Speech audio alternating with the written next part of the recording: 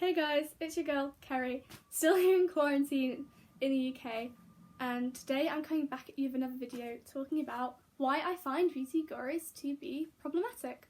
So, I'm going to just get straight into it and start what started prompted this video and got me thinking about this topic. So, my exams have been cancelled. I'm just in a state of shock and real unpredictability. I didn't think an exam would affect me this much. Sad that it's got to this point where I found my exams had defined me this much, but hey, that's for another video. So I was like, I guess I was just scrolling through YouTube and I found myself in an old familiar hole, and that is watching I guess beauty guru videos. And this is something I did when I was really young. Well, not really young, probably about 11, 12, 13, young 14. And my perspective on these gurus has completely changed. So I'm going to talk about, I think, the effect watching them had on me in such a young age, and why I think they actually should have laws put in place to stop what they're doing, or like put restrictions on or something. Okay, so let's get into it. When I was about 11, 12, 13, young 14, you know, I was a young girl. I wanted to start playing around with makeup. I thought it was a really cool, fun thing that was colourful and, you know, just fun to do. So I would go on YouTube and I would buy really cheap makeup somewhere from, like, you know, Superdrug, or like from the cheaper brands, or from Poundland, and I just wanted to learn how to do it. And the problem I find is that big beauty gurus such as Jeffree Star, Jaclyn Hill, Jeffree Star, the ones I kind of watched and that everyone watched, I found, because they were really popular, instead of actually showing you how to do makeup, although they do show you how to do it, but at the same time they also just pretty much marketing puppets, and they just promote products. And now I can see that. Now if I go back on their channel, I can be like, I actually find it really sad, because they're just basically just adverts. As an 11-year-old, I didn't see that. I just saw them as almost like friends who were really cool and successful, and of course I wanted to look like them. So I would go out and buy some of the things they recommended, and because they would encourage it, they would literally scream in their videos, "Go out and buy this, you know, it'll change your life."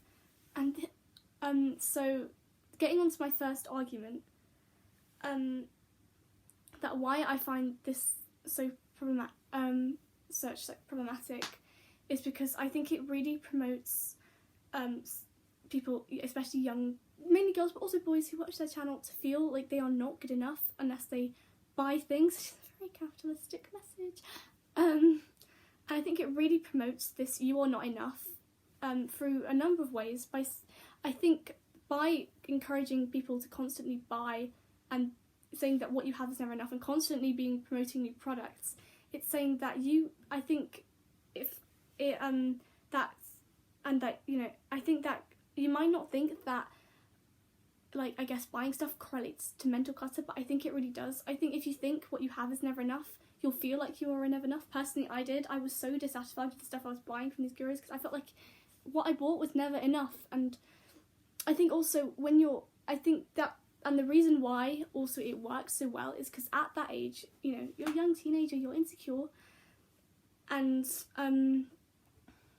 yeah, you do kind of feel like you're not good enough. I think a lot of young girls and boys, and whatever, it doesn't matter, whatever you identify, struggle with that, especially when you're like a young teenager. And I think instead of what these beauty gurus should do, instead of encouraging people to change their face structure by lathering on really expensive products, and I think, you know, they should encourage young people just to accept who they are and accept they are enough, and they're not doing that.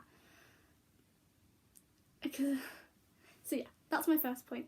My second point is that it's kind of links to my first point, is that they also encourage very narrow beauty standards. They all do their makeup identically the same.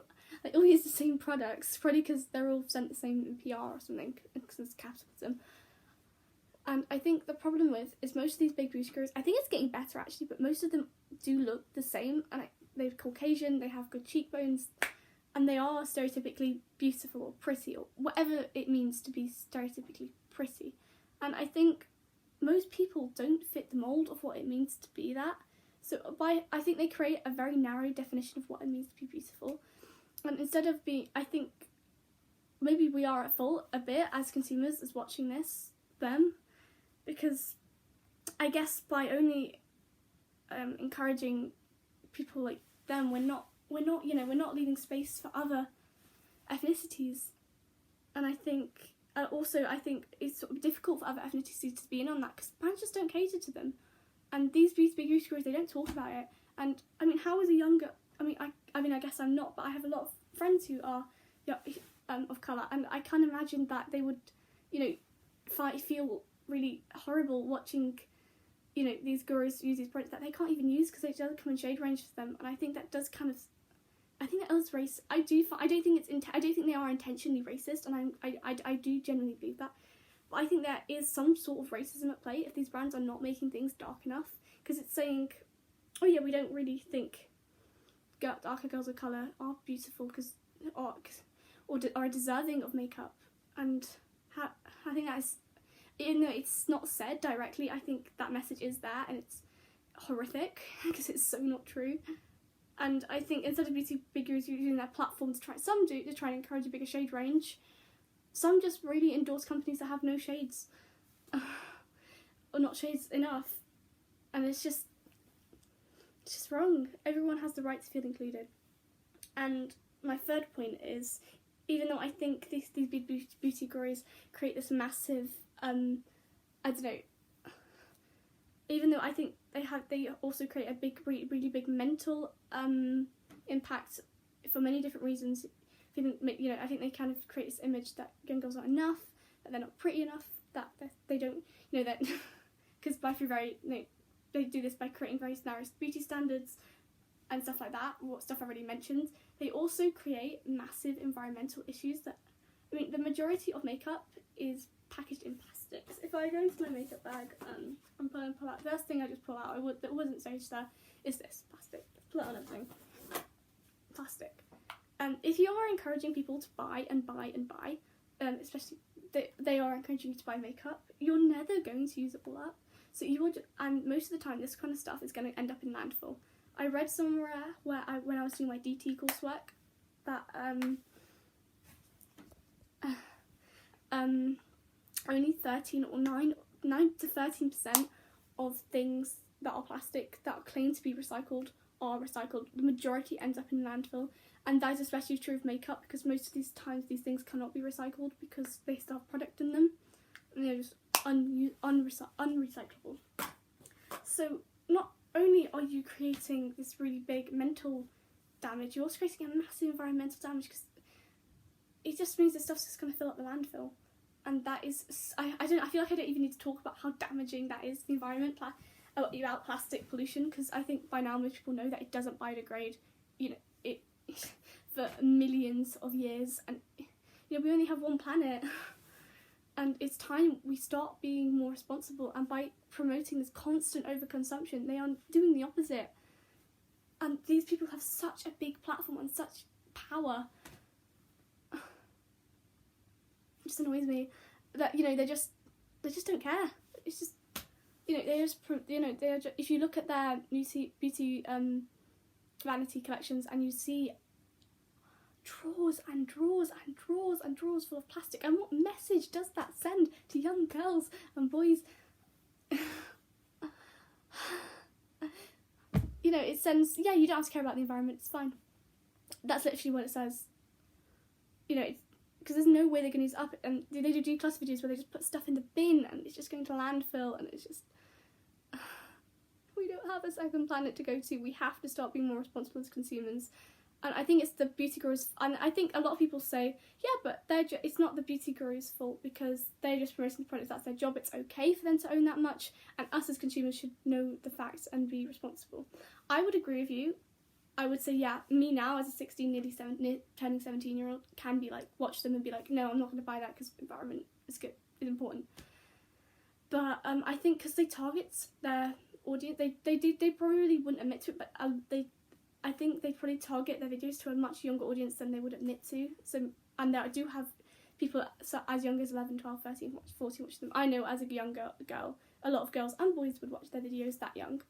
And at that age, your prefrontal cortex, I believe, I'm not sure, sorry, I'm not very sciencey, is not fully formed, so you are not able to make proper decisions yet, and you're not going to fully understand the impacts that you made. I was talking to my science teacher about this, and she said, yeah, there's like bits of your brain that are not like the thing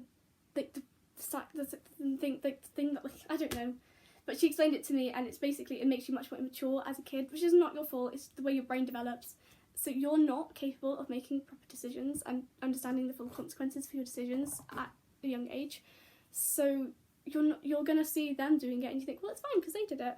And they are just such negative role models, basically, I guess. And I personally believe there should be more.